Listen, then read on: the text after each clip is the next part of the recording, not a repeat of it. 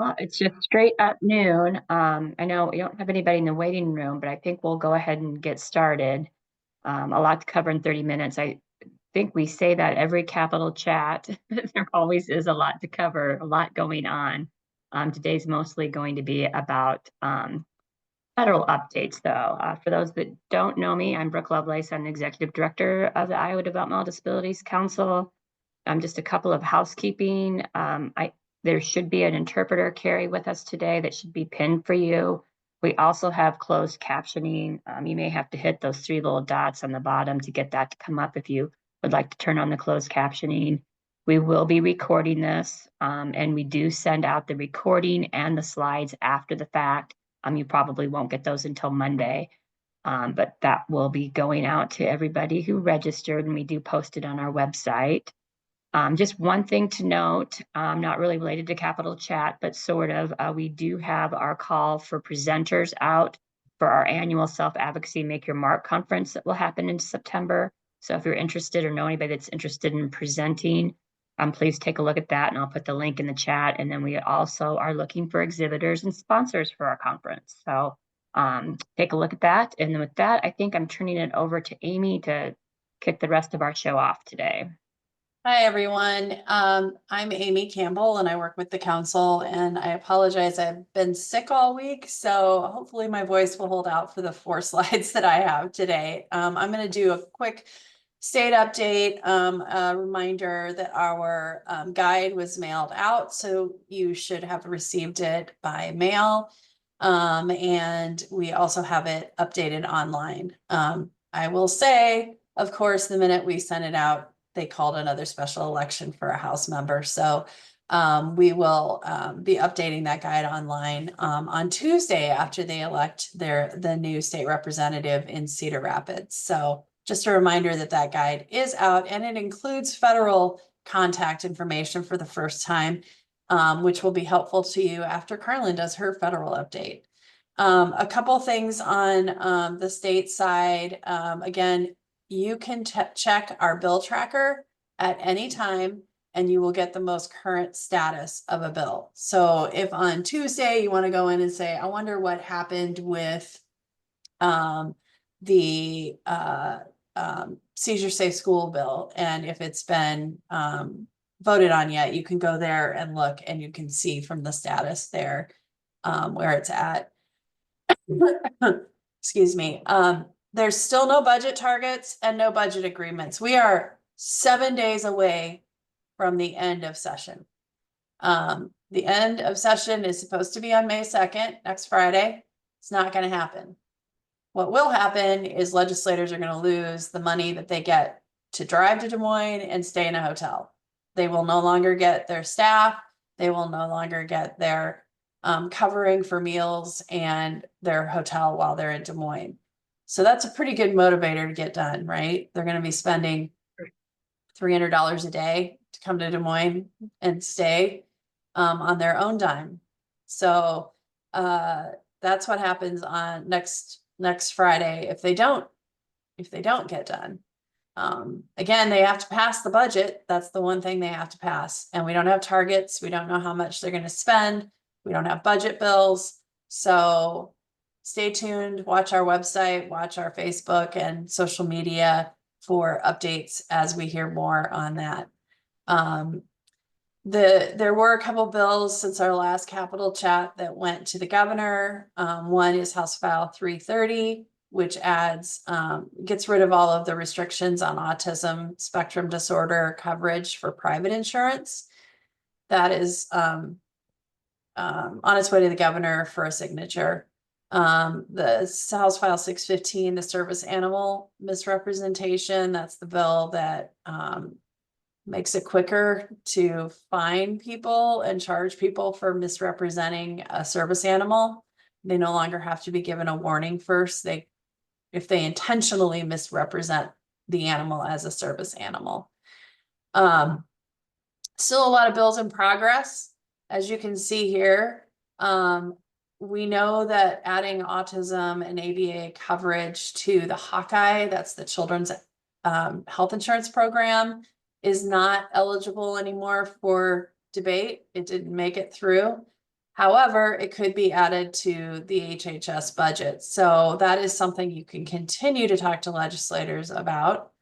The comprehensive transition program scholarships, those scholarships for like Reach and Next, and I can't remember what the one in Mason City is called, but those bills are still in the House and Senate Appropriations Committee because they involve money.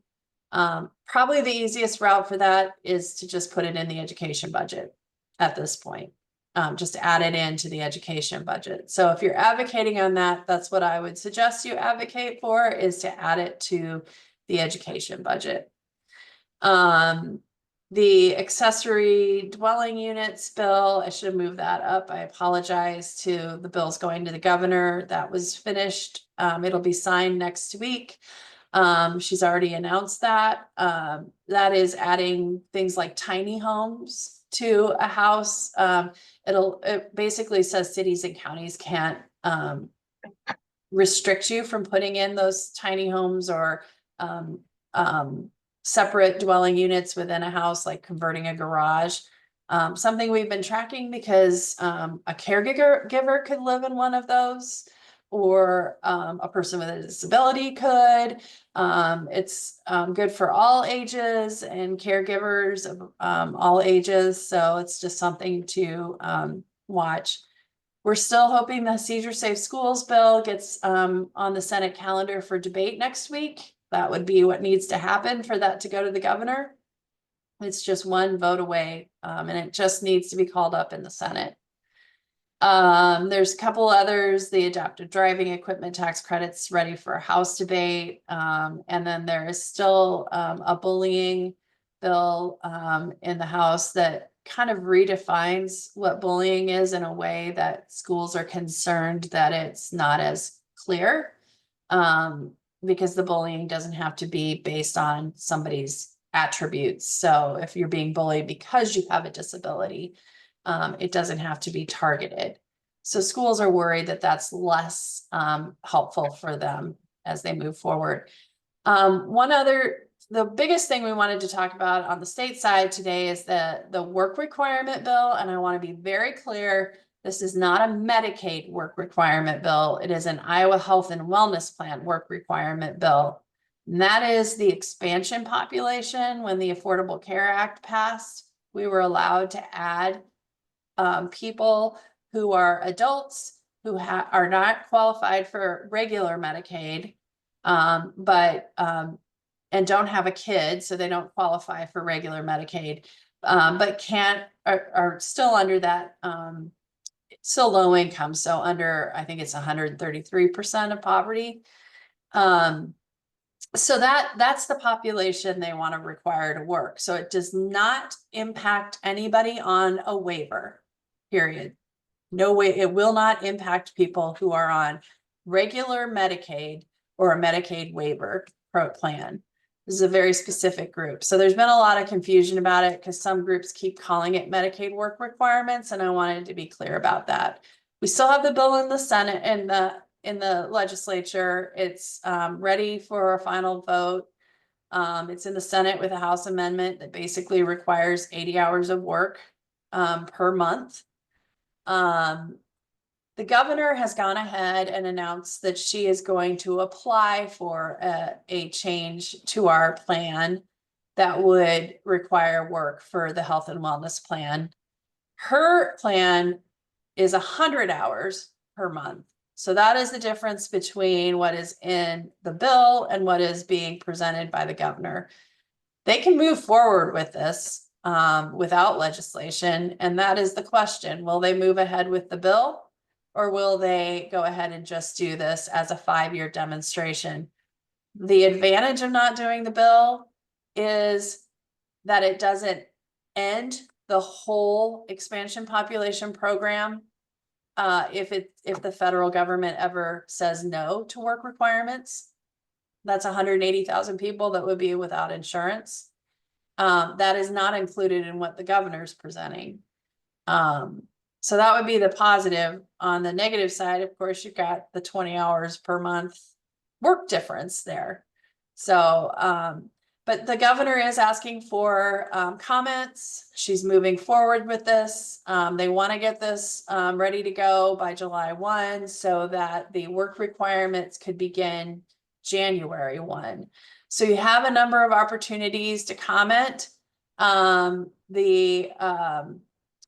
think I'm going to go to the next page. It's got more detail on the meetings that are available. There's a public hearing on Tuesday from 2 to 3 at the Marshalltown Public Library. You can go in person, or there is a link. If you go to this link, and again, these slides will be posted on the website right after this meeting. And so you can go to that link and you can find how to join virtually to watch the public hearing. I don't know if they're accepting comments online. I don't know if anybody went to the one that was this week in Urbandale. But you can also submit written comments at that email through May 15th. So I really encourage you to submit comments or attend a public hearing and to provide that feedback you have, or even just to ask questions. How will this be handled? How will this be handled? Also, a couple other opportunities before I turn it over to Carlin, I've used up too much time, is the Behavioral Health District Advisory Boards are starting to meet. I listened in to District 1, which was this morning. There's one right after this call and through this afternoon and again on Monday. And that link, you can find information. What I really want to mention is they're still looking for people with lived experience in some of the districts. So if you are interested in serving on one of these boards and have lived experience with either a mental health or substance use disorder, they are looking for people to serve on the boards. And it sounds like they're going to be mostly virtual as well. So the meetings would be virtual. And then there's also Aging and Disability Services Town Halls. The kickoffs was this week. They have a next round coming up on May 14th and May 20th there with the links there. So Carlin, I'm turning it over to you. Thanks, Amy, and I'm glad that your voice held out for that long.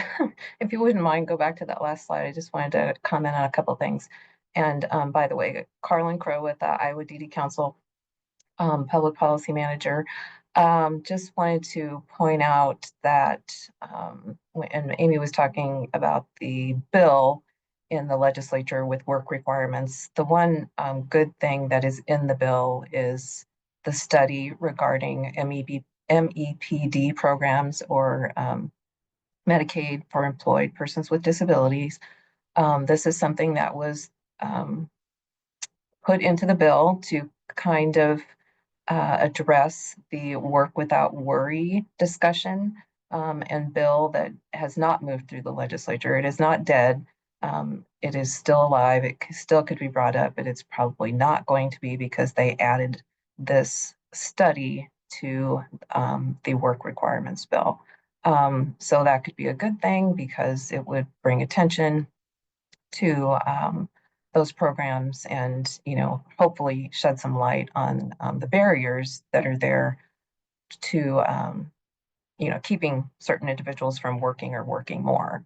So I wanted to mention that. And then also, because we didn't list work without worry on our bills list today, also on the public comment or public hearings, the work requirements one that was this week, I did attend, and there was a lot of comments made. There is a lot of confusion about who this applies to. If you're confused, don't feel like you shouldn't make a comment. You still can. A lot of what was shared is really exposing how much confusion there is around just Medicaid in general, and who is eligible, who why certain things apply to certain people and not others, and what this particular eligibility could lead us to. So feel free to either attend the next one, or you can attend by Zoom and you can comment on Zoom. They didn't have anybody comment on Zoom at the last one. And you can send in written comments. So we encourage you to do that. Okay, moving on to federal, because we have a lot to talk about on the federal level. This list is from our last capital chat. It was the list of concerns that we have about what's going on at the federal level. And it grows every day. Unfortunately, shouldn't be laughing about it because it's unfortunate. The ones that we're going to tune into today are around the budget, and top of the list being Medicaid cuts. But then the highlight here is because of what emerged this past week is what's going on in the federal HHS budget that relates to programs under the Administration for Community Living and a bunch of other programs that are basically on the chopping block or being moved around. So the next slide will show, we'll talk just a little bit about the process of the budget. If you could click ahead, Amy. So full disclosure here, I was on a meeting earlier this morning, or a webinar that the Wisconsin DD Council did. So I'm giving them full credit for a couple of slides that I stole from them, which they allow us to do because they do a lot of great work in their public policy arena. And this is one that they were used to describe the budgeting process that's going on right now. You might remember that a budget resolution was passed back in February that basically kept the government running until the reconciliation or the budget bill is passed. The resolution allows for a reconciliation. And what that means is it's not really, the budget is not really going through the normal budgeting process. It's going through reconciliation, which means that to pass a budget or to pass, a spending bill or a tax bill, it only needs a simple majority instead of a supermajority in the Senate. So it makes things a little bit easier when there is not a supermajority of one party in that chamber. So that's what's moving through right now is the reconciliation bill, and Medicaid is part of that. You'll see the star showing what's going on right now. So in April, members of Congress are home in their districts. You might have seen some are holding town meetings, some are not, but it is a time to communicate with them locally. Even if they're not holding town meetings, you can send information or send comments or letters to their local offices, and they might be more likely to get them since they are home in their districts. But if you can catch them in a public town hall or another way to get in to see them while they are home, there's still a few more days to do that. They will move from here right into discussions in the next few weeks. So we expect that they're going to be talking about Medicaid next week. So things are moving a little more quickly than we would like to see. Although what we have heard is that advocacy is working. And so all the comments and pushback that they're getting on cutting Medicaid is resonating. And there have been some changes potentially in how much will be cut from Medicaid. So we know that there will be cuts. What we have heard that the cuts are going to be is, waste, fraud, and abuse, which it's hard to justify the large amount of funding cut that could be just in waste, fraud, and abuse. So as you can see in this slide, what it really amounts to is cutting people who are eligible from Medicaid. So, and that saves money, but that doesn't help people who actually need Medicaid insurance. So the latest number is down to potentially $600 billion in Medicaid cuts. That's again rumor. We have heard from at least one member of Congress from Iowa that he is not in agreement with that large of a cut. So we'll see where that takes us with what he may propose to do. But again, he is basing that on waste and also eligibility and back to kind of the work requirements that Iowa is working on, eliminating some of the people who are on the Medicaid expansion program. That's potentially where the biggest cuts will be made. But our concerns grow from there with the overall HHS budget and what was basically leaked last week regarding what is being outlined in the budget. So what was leaked was called a pass back, which is basically their kind of notes on what they're looking at doing that is held in the OMB, or Office of Management and Budget.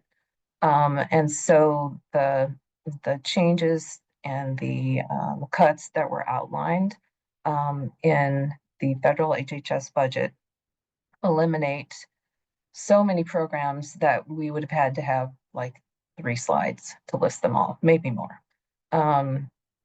It includes everything from programs that assist and support people with disabilities to Head Start programs. I mean, Head Start would be eliminated, basically. Other programs that deal with, I mean, you name it, something is on the list. Sexual assault programs, AIDS programs, just a lot. Some of them are reorganized under different places in HHS, but how it will all pan out at this point is not clear. And again, it's not a final product at this time. It's not the budget. It's just what has been proposed at this point.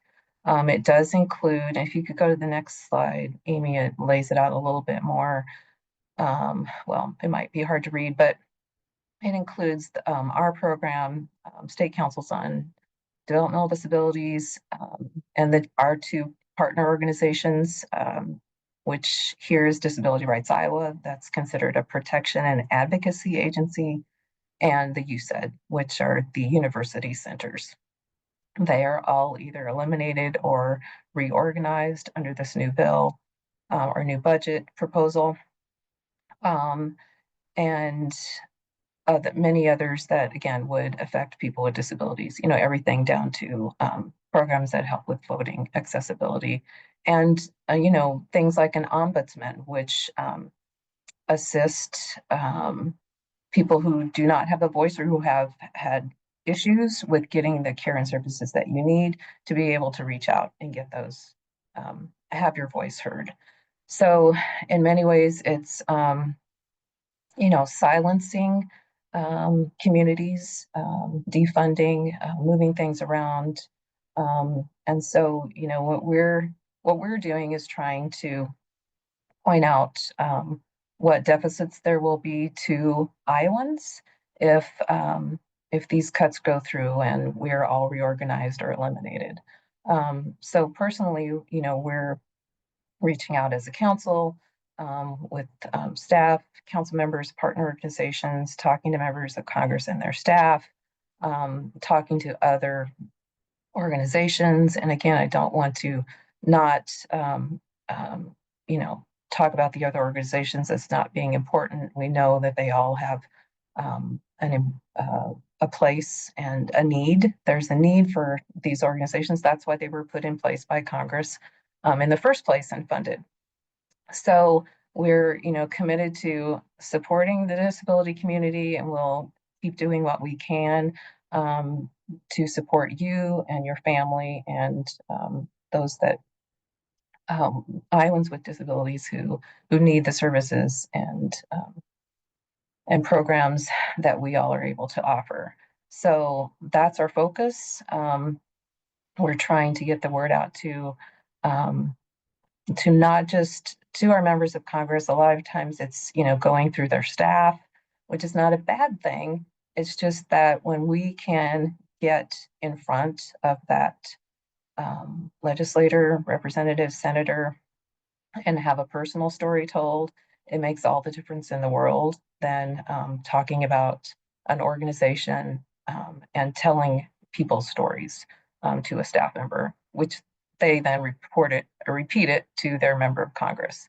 And what we really want to talk about today is messaging and how to be clear on what's at stake here with everything that could be cut or going away, and to make it personal. So when we've had, sometimes with our meetings that we've had, we have 15 minutes maybe to kind of get to the point and talk about what does this mean? What does this mean for Iowans? And we can, sometimes boil it down to one message. And here's an example. The organizations that we partner with and we're all working together are really focused on helping people with disabilities live in the community, whether that's by getting a good education, a good job, housing, transportation. These are all the issues that we help you advocate on and advocate on for you. We can show research that shows that this works and also it saves money. And that's what they want to hear, that it saves money. The way that things are organized right now are not perfect. We know that. But the way they're organized now is for efficiency. And so that's all going to be ripped apart and put back together. And maybe it won't be efficient as it was before, but there's definitely going to be less money for it. So in your own messages, we're asking you to be as specific as possible and have some ideas for how you can do that. And Amy, if you can click to the next one, some examples of what we've done too. And maybe you remember a month ago or so, we asked for stories, your stories about Medicaid. And we put those all together, sent them off to our members of Congress. They were personal stories. Some of them were, most all of them were, they were all heartfelt and great stories to share. And if you did that and didn't share it specifically from you to your members of Congress, you already have something ready to go. And we've talked about how we can email, write, call. There's a lot of easy ways now to get on the phone and call your member of Congress. And sometimes voicemails are now full and people aren't picking up the phone. So this is kind of a new strategy to think about and work on and do it quickly, is to send a handwritten letter and include a picture of yourself, your family, who's going to be affected, whether it's a Medicaid story or just a story about how you're supported in your state or how you're not supported. And we continue to need the funding and programs that we have because we still don't have enough for what's needed right now. So if you can get a handwritten letter in the mail, in our guide to the legislature, we have the guide to Congress. Their addresses in there, their local addresses are in there, their Washington, D.C. addresses that are in there, and make it personal. And we showed this at our last Capitol Chat, I think, because we had just gotten back from our trip to D.C. And these are two ways that I shared my son's story, and George Thompson, who was our council member who went, shared his daughter's story, Stella. These two stories actually led us to get an in-person meeting with our member of Congress, Zach Nunn. That happened yesterday. We talked very specifically about how programs affect our two kids and left behind those pictures. That's what basically got us our meeting yesterday. And he listened, and we have some ways that we're following up with him that he said that he would help use his voice for us. So it was a very positive meeting, and we were lucky to be able to get in and talk to him directly. And we got a picture, and we're going to send that on today. So back to other ways that you can contact your member of Congress. Of course, you can still email visit. If you can visit, that's the best. And we know that's hard right now. But again, that your specific stories are what's important, and any ways that you can shed light on how, how what we're doing right now in Iowa is working, that's great. And ways to make it better is what they need to hear too, especially for what's going on at the federal level. So I apologize, we're right at 12:30, but if you have questions, please stay on and ask, and we'll stay on for as long as we can, although we're going to lose our interpreter. And by the way, next Capital Chat is not in 2 weeks, it's in 3 weeks, May 16th. Mostly because we had a conflict with May 9th, but who knows, the legislature might still be going until May 16th. So we'll be able to catch up on everything that's happening then. In the meantime, there's always our weekly email newsletter, This Week at the Capitol, that you can catch up on. Does anybody have any questions? Add to the chat, or Dakota, you can come off mute. Yeah, I was just wondering if I could get like that list of everything that is possibly gonna be cut uh with uh with these possible budget cuts, because I have a press interview with Northwest Iowa Review. And so I just want to make sure I have all my information correct and stuff like that, because I don't want to accidentally lobby to the reader either. So yeah. Right, Dakota, thank you for bringing that up. You're awesome. That's another great way to get your story out, is to tell it to the media, especially those local media, newspapers, what's happening in your local area. And when it's printed, cut it out and email it or send it to your member of Congress. And yes, Dakota, we will get you that list. And thank you for doing that.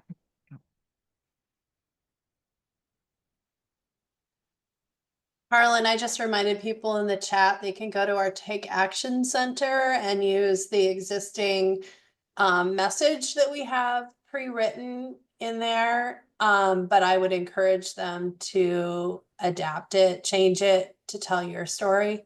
But you can send directly, then you don't have to look up email addresses or anything about, or who your Congress people are. It just sends it automatically for you to all three of your federal representatives. Thanks, Amy. Yeah, we're kind of going back. The analog way was on the slide that, everything is technology and digital, but sending an old-fashioned letter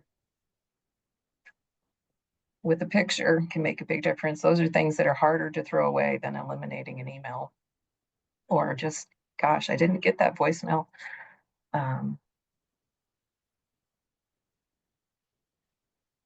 Any other questions we can answer? Otherwise, we can let you all go and go write your letters, please. And if we can help at all, please contact us. Let us know. Our emails are on all of our website too.